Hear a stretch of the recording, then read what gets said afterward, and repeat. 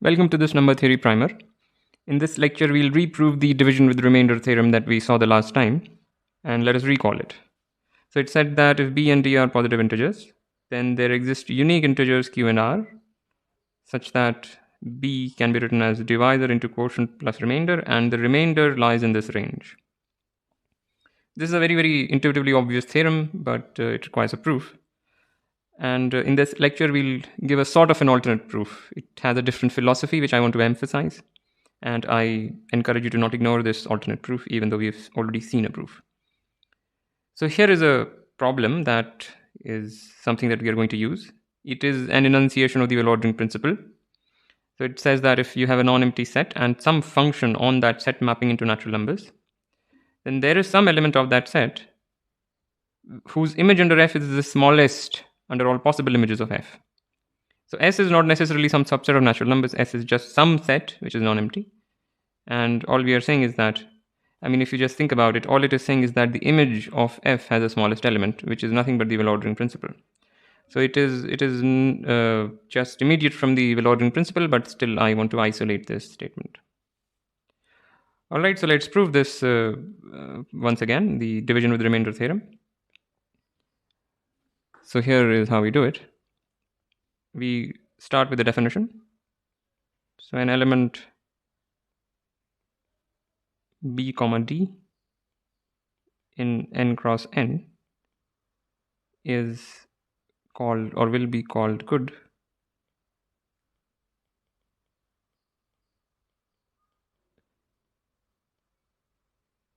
So yeah, before I proceed, I will only be proving existence of the integers q and r. We will not be proving their uniqueness because uniqueness was anyway very easy. So we will only prove the existence, right? So continuing, a pair of positive integers b and d will be called good if one can find integers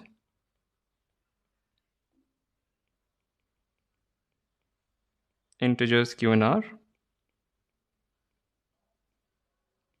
such that the two things happen, meaning such that b is equal to dq plus r and the remainder r is in this range. So what the statement really says is the following. We want to prove the following. Each element of n cross n is good. So this may look like some trivial reformulation or unnecessarily complicated reformulation, but just bear with me. So we want to prove this. First we have to realize that this is what we want to prove. So you can pause the video for that. But now how do we prove this? We will go by contradiction and let S be those elements in n cross n which are not good. So b comma d is bad. And by bad we mean not good. So we have collected those things for which one cannot find integers q and r which satisfy these two things. And now the goal becomes to show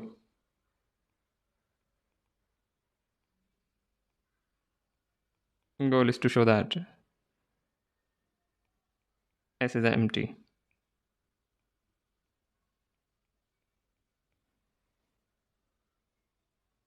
Right. So again, a sort of a unnecessarily complicated looking reformulation. So we want to show that S is empty, and now we assume on the contrary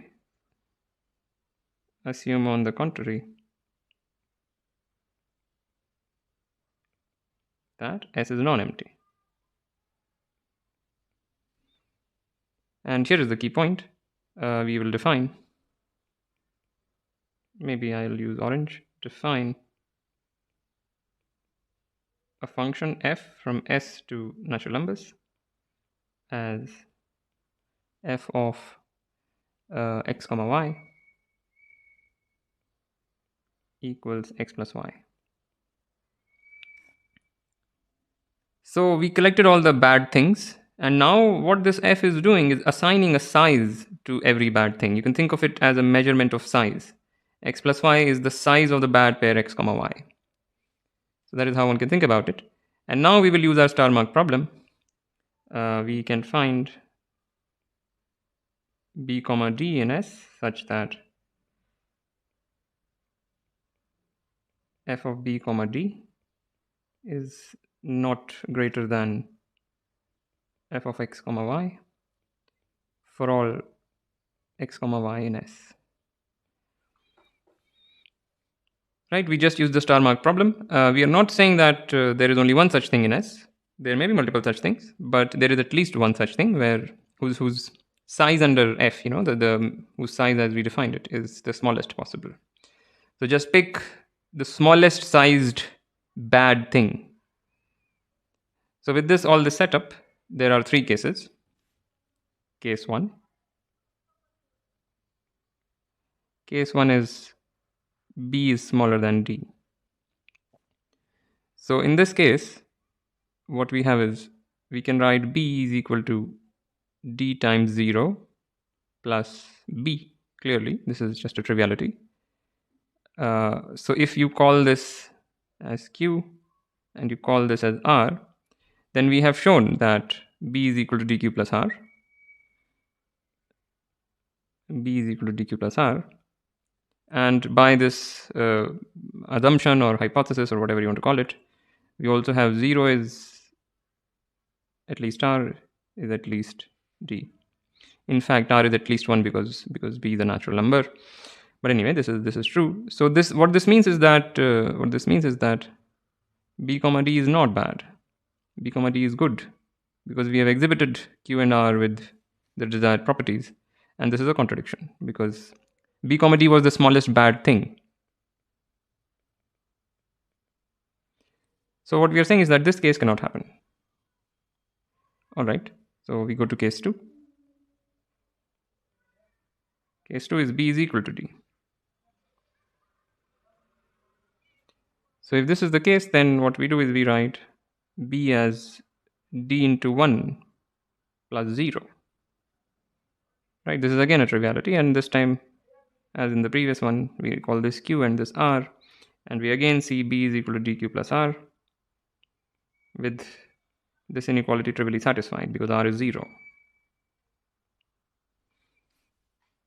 Right, so this again is a contradiction. So B comma D is good. I should say implies B comma D is good, which is a contradiction. So the only third possibility is that B exceeds D. And here we have to do some work. So let me take this to a separate page. So this case we deal with in the following way. Consider the pair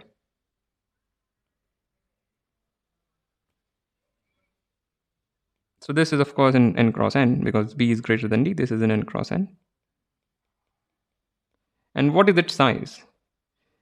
So, well, we had defined the function f only for elements in S, but let me abuse things a little bit and still calculate this. This is equal to B minus D plus T equals B, which is less than B plus D. But B plus D is equal to f of B comma D because, I mean, that's how f was defined. So basically, this couldn't have been, all I'm trying to say is that this is not a member of, B minus D comma D is not a member of S. So let me say that again. This is a member of n cross n, that's fine. So if, I should have written it that way,